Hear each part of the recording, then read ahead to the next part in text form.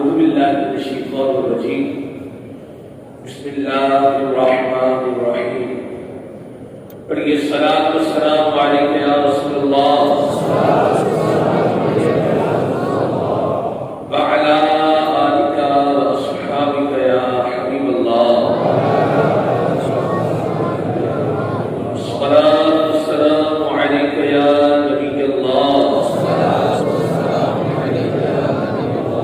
وعلى آلك وأصحابك يا نور الله نويت سنة الاعتكاف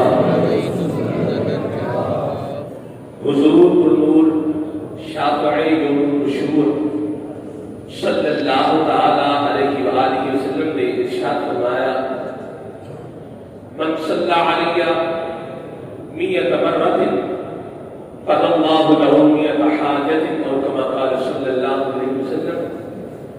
ارشاد فرمایا کہ جو شخص مجھ پر 100 مرتبہ درود پاک پڑھے گا اللہ تعالی اس کی 100 حاجات کو پورا فرما دے گا.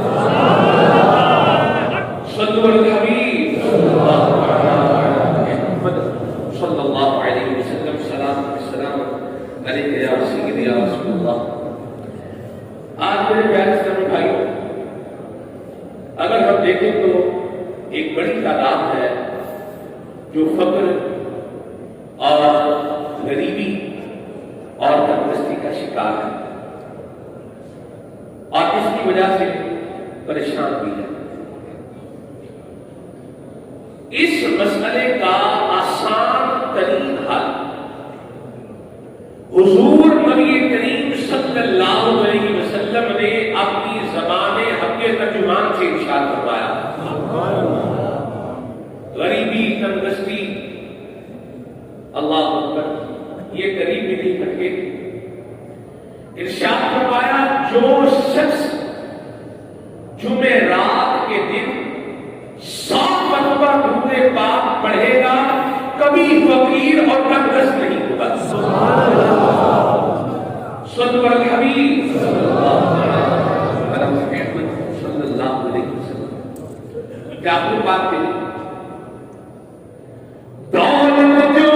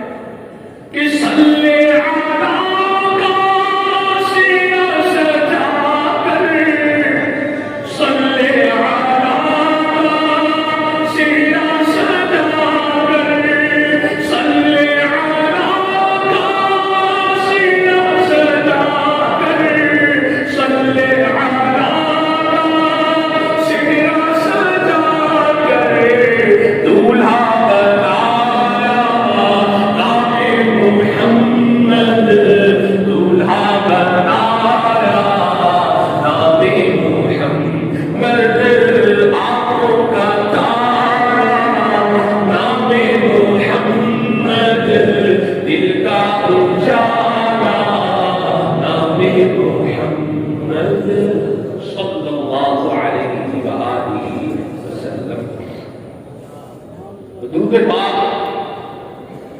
ہمارے دعوت اسلامی کے مدری ماحول میں دینی ماحول میں ویسے ہی اس کی بڑی ترغیب ہے.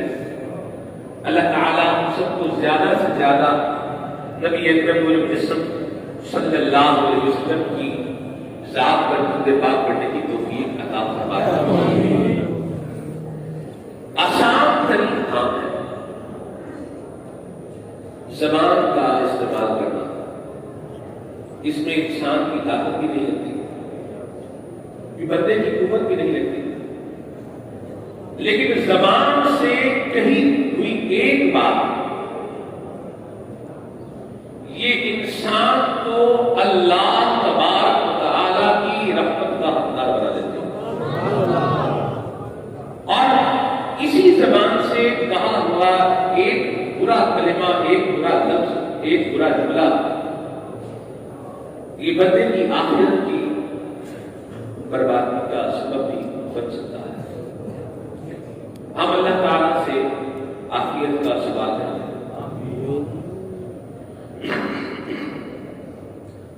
پنجابی شاید یہ بات کہی ہے کہ دل جان لئی بڑا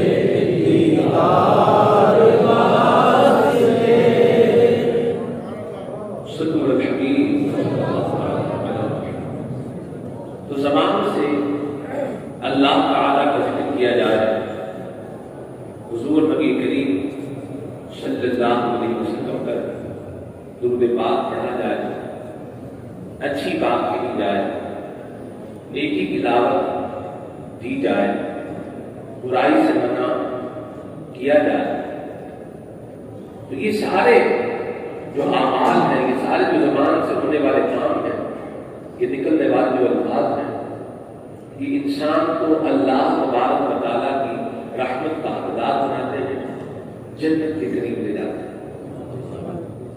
اور اس کے برعکس یعنی ایک طرف یہ ہے، اگر دوسری طرف ہم دیکھیں، اس کی الٹ سائڈ پر اگر آ کر دیکھیں تو سائڈ الٹ ہے، بات الٹ نہیں ہے. اگر زبان سے جھوٹ بول رہا ہے، اگر زبان سے غیبت کر رہا ہے، اگر زبان سے چگلی جو ہے وہ کسی کی کھا رہا ہے، اس طرح کی باتیں کر رہا ہے، گالیاں دے رہا ہے، فحش گوئی کر رہا ہے، تو پھر یہ اللہ تبارک و تعالیٰ کے عذاب کے حقدار کا بن جاتا ہے. زبان سے بولنے والا ایک جملہ بندے کو جنت کے قریب کر دے گا، ایک جملہ جہنم کے قریب کر دے گا. امام ابن جوزی رحمۃ اللہ تعالی علیہ نے بہت دنوں میں روایت میں فرمائی ہے، جس کا مضمون ہے کہ بعض اوقات آدمی اپنی زبان سے کوئی جملہ نکالتا ہے اور اسے شعور بھی نہیں ہوتا، اور اس جملے کی وجہ سے 70 سال تک دوزخ میں رہے گا. اب سال ہے کیا اللہ، تو زبان سے یہی ہوئی بات کی بڑی اہمیت ہے. ہم غور کریں میرے پیارے اسلامی بھائیوں، ہماری زبان پر کیا ہے. ہم غیبت کی لپیٹ میں ہیں. غیبت کرنا یہ بھی ایک تو شیطان اس میں شامل ہوتا ہے. پھر انسان اپنی جب آخرت کو بھول جاتا ہے تو پھر وہ زبان کے استعمال پر بھی غور نہیں کرتا. جس طرح اپنے کام پر غور نہیں کرتا، ویسے ہی اپنے زبان کے استعمال پر بھی غور نہیں کرتا، آخرت فراموش کر دی جائے. پرہیزگار کرنے والے لوگ بھی غیبت سنتے ہیں، سناتے ہیں، مسکراتے ہیں اور تعین کے سر جاتے ہیں. کیونکہ غیبت یہ بہت زیادہ عام ہے اور اس کی طرف توجہ نہیں ہے. اور یاد رکھیے، غیبت کرنے والا نیک نہیں ہوتا بلکہ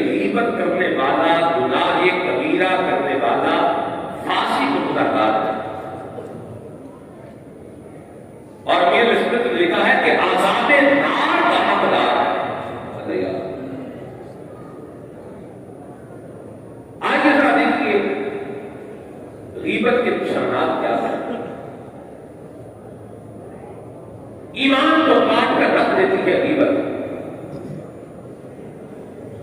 غیبت پورے خاتمے کا سبب ہے. غیبت کرنے والے کی دعا قبول نہیں ہوتی. غیبت سے نبات اور روزے کی ملازمت چلی جاتی ہے. نیکیاں برباد ہو جاتی ہیں. غیبت نیکیاں جلا دیتی ہے. غیبت کرنے والا توبہ بھی کر لے تب بھی سب سے آخر میں جنت میں داخل کیا جائے گا. غیبت گناہ کبیرہ حرام قطعی یعنی یقینی حرام ہے اور جہنم میں لے جانے والا کام. غیبت بدکاری سے زیادہ سخت ہے. مسلمان کی غیبت کرنے والا سود سے بھی بڑے گناہ میں گرفتار ہے.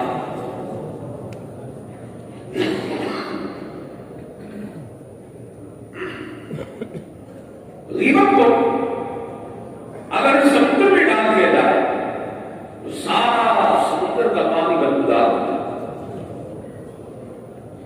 جہنم میں مردار کھانا پڑے گا غیبت کرنے والے کو.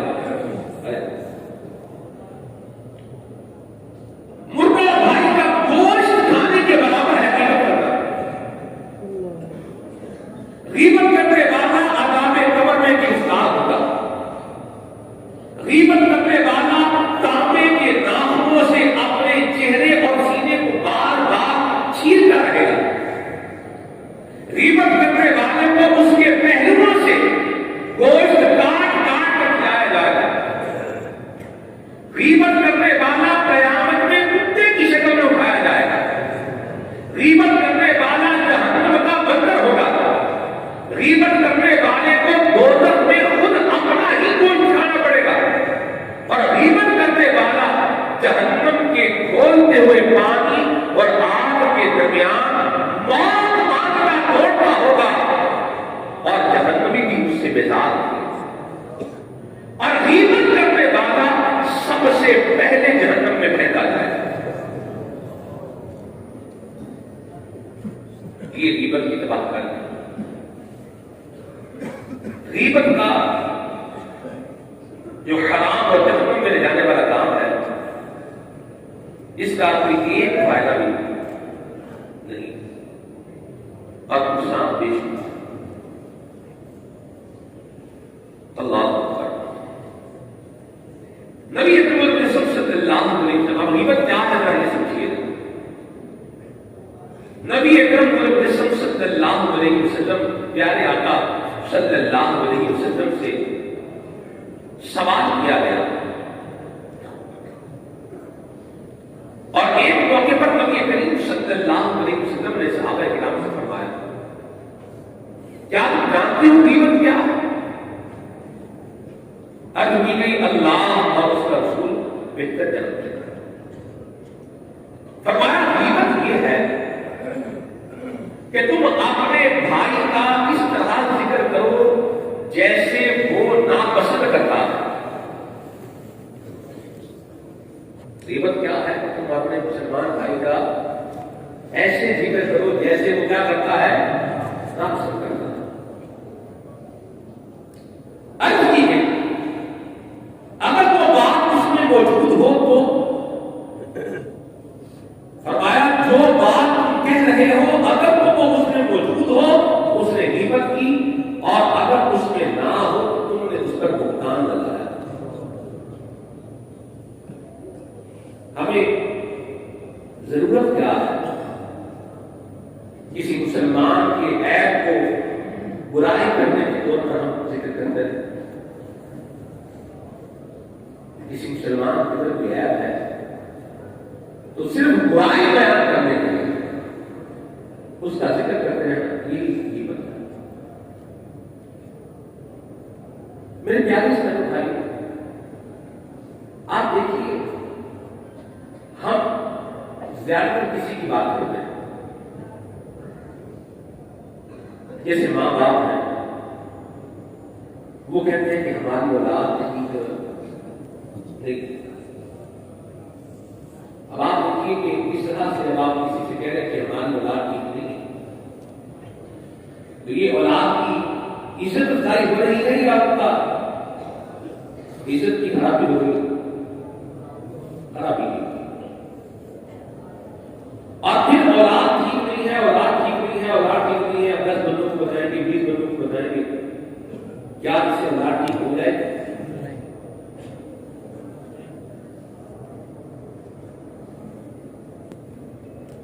آپ دیکھیے ہم ایسی اکثریت ہے دوسروں کے بارے میں بات کریں گے۔ میں آپ کے بارے میں بات کروں گا، آپ میرے بارے میں بات کریں گے، اپنے رشتہ داروں کے بارے میں بات کریں گے، دوستوں کے بارے میں بات کریں گے، محلے داروں کے بارے میں بات کریں گے، اور لوگوں کے بارے میں بات کریں گے۔ ہم ہر کسی کے حوالے سے کچھ نہ کچھ غور بھی کر رہے ہیں اور کچھ نہ کچھ کمنٹس پاس بھی کر رہے ہیں، کچھ نہ کچھ بول بھی رہے ہیں، اور اس کا اگر جائزہ دیا جائے تو اکثر رد بھی ملے گا کہ یہ بولنے کا کار نہیں بولا جائے۔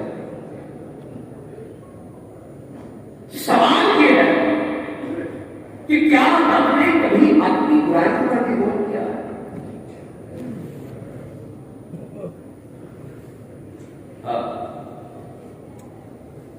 کیا ہم نے کبھی اپنے معاملات کا بھی غور کیا ہے؟ میں کیسے نمازوں میں دل میرا نہیں لگتا، عبادت میں دل میرا نہیں لگتا، نیکیوں میں دل میرا نہیں لگتا، قرآن پاک پڑھنے میں بیٹھوں تو میں بالکل جو ہے وہ ہل جاتا ہوں، اور 5-7 منٹ نہیں میں قرآن خوانی نہیں، بھلے قرآن خوانی میں ہی سارے ثواب کے لیے ہی بیٹھ کر ایک پارہ پڑھتا ہے تو ایسا لگتا ہے جیسے کوئی پہاڑ جو ہے وہ اوپر گر گیا، اور 10 منٹ کنٹینیوسلی تلاوت کرنا یہ میرے لیے ایک مشکل کام ہے۔ ساتھ بیٹھے ہوئے پارہ بھی پڑھ رہے ہیں اور ساتھ بناؤ بھی ہے، اچھا پارہ بھی پڑھ رہے ہیں اور ساتھ بات ٹوٹتا پھرتا یہ وہاں لگا گیا، چلتا پھرتا ہی چلا گیا۔ آپ دیکھیے ہم اپنے آپ پر غور کریں، یہ غیبت سے بچنے کا طریقہ ہے۔ میں بھی آپ کو بتا دے گا، میں کسی کی برائی بیان کرنے کی بجائے میں اپنی برائیوں پر غور کروں اور اپنی برائیاں دور کروں، اور کیا میرے اندر کوئی برائی نہیں؟ کیا میرے اندر کوئی خرابی نہیں ہے؟ کیا میرے اندر کوئی خرابی نہیں؟ خرابی نہیں ہے، کامیابی ہے، لیکن شیطان اس سے غور نہیں کرتا، جبکہ دوسروں کی برائیاں ڈھونڈ کے تلاش کر کے لوگوں کو بتا رہے کچھ نہیں گی اور پتہ لگے گی، پتہ چلا ہے آپ کو، کچھ خبر نہیں ہے آپ کو، کچھ سنا ہے آپ نے، دوسروں کے بارے میں کیپٹلائزیشن کی ہو رہا اور اپنا آپ کیا 10 منٹ پرانے قریب ہم سے پڑھنا ایسا ہوتا ہے جسے پتہ نہیں کیا ہو گیا۔ یہ ہماری حالت ہے، اور ہم ہیں کہ دوسروں کی غیبتیں کر رہے ہیں، دوسروں کی عیب جھوٹیاں کر رہے ہیں، دوسروں کی عیب تلاش کر رہے ہیں۔ اللہ سے دعا کریں اے کریم غیبت سے ہماری جان چھڑا دے اور ہماری برائیاں ہمارے اوپر آشکار کر کے ہمیں انہیں دور کرنے کی توفیق عطا فرمائے۔ امیر اہل سنت جیسا بنیے کامل آپ لکھتے ہیں، میری تو چگلی سے رہوں دور ہمیشہ، دور ہمیشہ، دور ہمیشہ، میری تو چگلی سے رہوں دور ہمیشہ، دور ہمیشہ، اللہ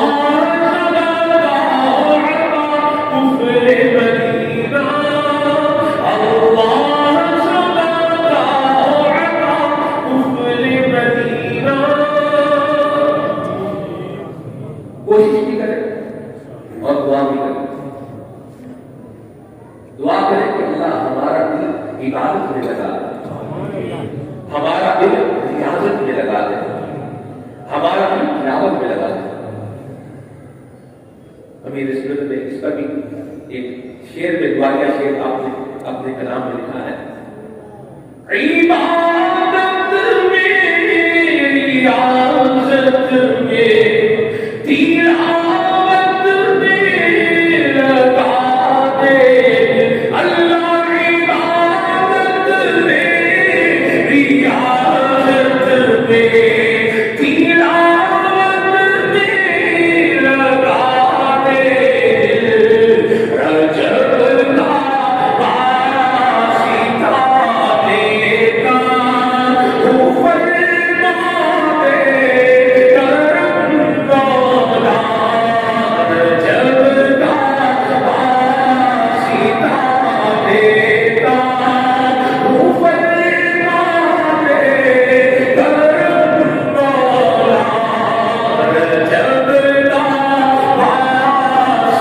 واسطہ دے گا تو فرما دے کرم مولا, رجب کا واسطہ دے گا تو فرما دے کرم مولا.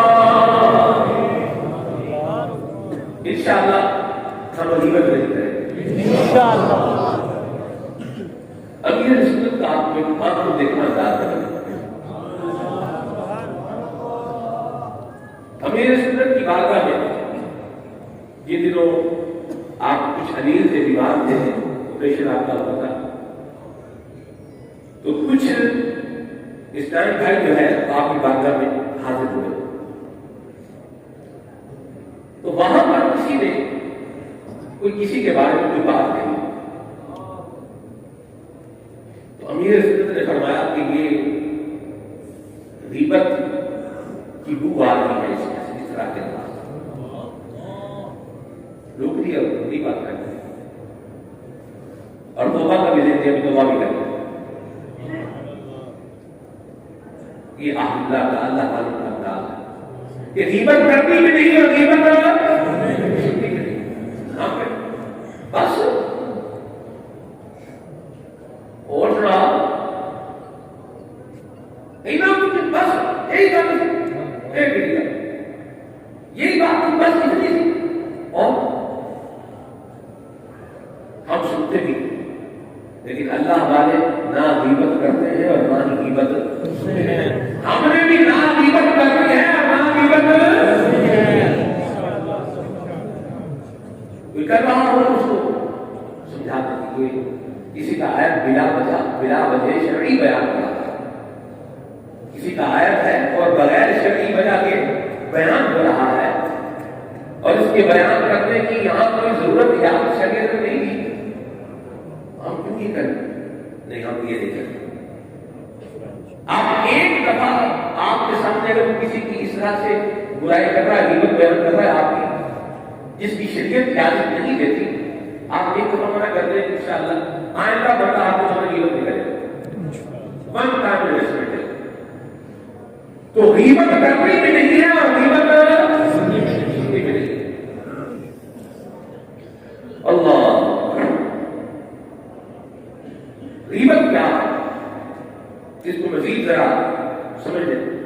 امیر سنت نے اس کو فرمایا ہے, آپ فرماتے ہیں کہ انسان کے کسی ایسے عیب کا ذکر کرنا جو اس میں موجود ہو, یہ غیبت کہلاتا ہے. اب آپ ذرا اس کو غور سے سنیے گا. فرمایا آپ کو عیب چاہے اس کے دنیا,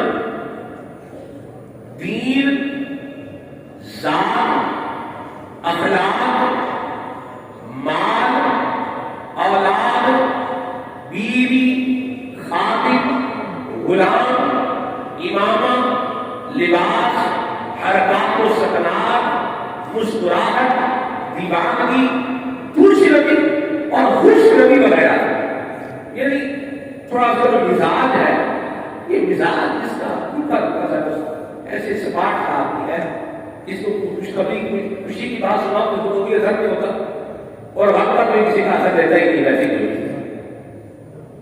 تو یہ خوش روی ہے, یہ خوش روی ہے, اس کا بالکل عجیب سا ہر وقت کے اوپر کیا ہے 24 بجے ہوتے ہیں.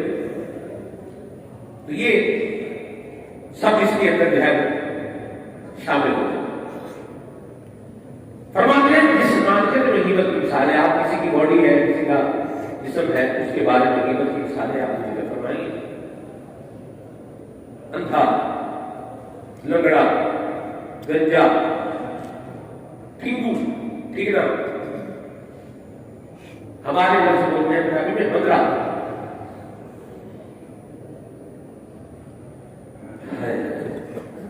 لمبا، کالا یا زٹ وغیرہ کا. دین میں غیبت کی مثال معاف کیجیے، فاسق، چور، خائن، ظالم، نماز میں سستی کرنے والا اور والدین کا نافرمان وغیرہ ہے. آپ کسی فرد معین کو، یعنی ایک خاص بندے کو جسے آپ دونوں جانتے ہیں، اس کا نام لے کر کے آپ کو ساری باتیں کر رہے ہیں، جبکہ شرعاً ان باتوں کو بیان کرنے کی اجازت نہیں. مزید آگے بیان فرمایا، کہا جاتا ہے غیبت میں کھجور کی سی مٹھاس اور شراب جیسی تیزی اور سرور ہے. اللہ پاک اس آفت سے ہماری حفاظت فرمائے اور ہماری طرف سے غیبت والوں کے حقوق اپنے فضل و کرم ہی سے خود ہی ادا فرمائے، کیونکہ اللہ پاک کے علاوہ میں کوئی شمار نہیں کر سکتا.